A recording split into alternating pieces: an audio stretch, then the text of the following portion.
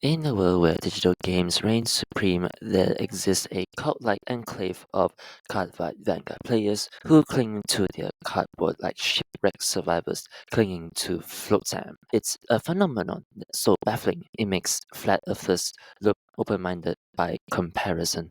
Let us start with the rules. Cardfight Vanguard is less of a game and more of a hazing ritual for the intellectually masochistic. It's a tangled web of mechanics so convoluted that even the designers probably lose sleep over it. Stride, generation break, stand, and rest. These aren't just terms, they are cryptic incantations that make the game's barrier to entry higher than the Great Wall of China. For those brave or foolish enough to dive into this quagmire, every match is a gauntlet run through a minefield of jargon and strategy that will make a chess grandmaster's head spin. It's a game that prides itself on complexity for the sake of complexity, where the fun is buried under layers of rules thicker than a medieval manuscript.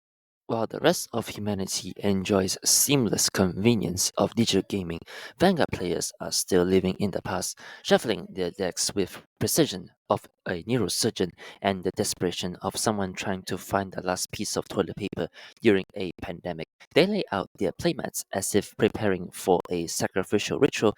Each player plays with reverence bordering on fanfictism. There's a romance charm to this stubborn devotion, sure, but also a glaring refusal to accept that we're no longer in the 1990s. The rest of the world has moved on to instant matches and virtual card packs, yet these players remain in a self imposed time trap. It's like insisting on using a typewriter in a world of word processors, admirable in a quaint, hopelessly outdated way. Let's not mince words here. Playing Cardfight Vanguard is a financial black hole. We're talking about a hobby that demands you throw good money after bad in a never ending quest for the latest booster packs, rare cards, and limited edition releases. It's like burning your money for warmth, except instead of warmth, you get new cards to add your game growing pile of future regret. These players will drop hundreds, if not thousands, of dollars on pieces of cardboard with anime artwork. The justification is an investment. Sure, an investment in future therapy session and regrets. The financial toll is akin to funding a small country's economy, or for the fleeting high of pulling a rare card that will obsolete with the next expansion. Yet, despite all of this, the Vanguard community persists. It's a brotherhood bound by shared delusion and a love for the absurdly complex. They gather in game shops and conventions, creating a microcosm that is as insular as it's passionate.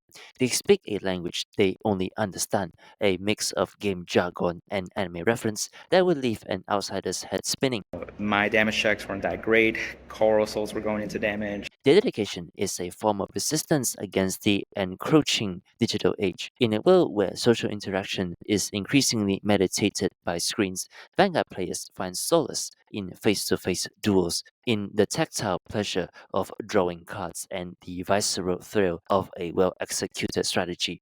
It's a form of social interaction that harks back to a bygone era, a nostalgic rebellion against modernity. And let's be honest, for nostalgia is the lifeblood of Cardfight Vanguard.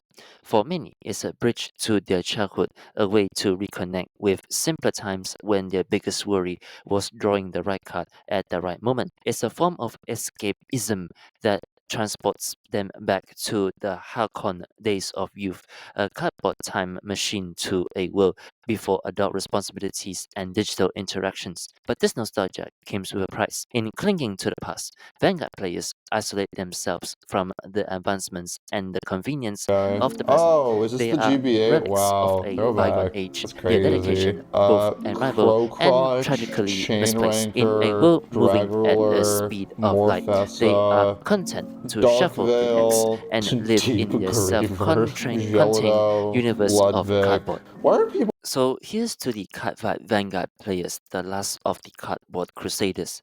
While the world rushes headlong into the digital future, you stand as a testament to the power of obsession and the allure of nostalgia.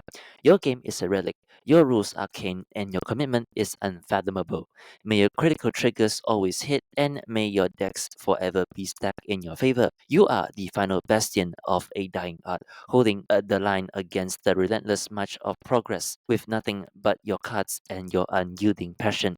It's a beautiful, tragic, and undeniably epic stand against the tide of modernity. Cheers to you, Vanguard of Vanguard, the last of the analog warriors. Until then, peace out.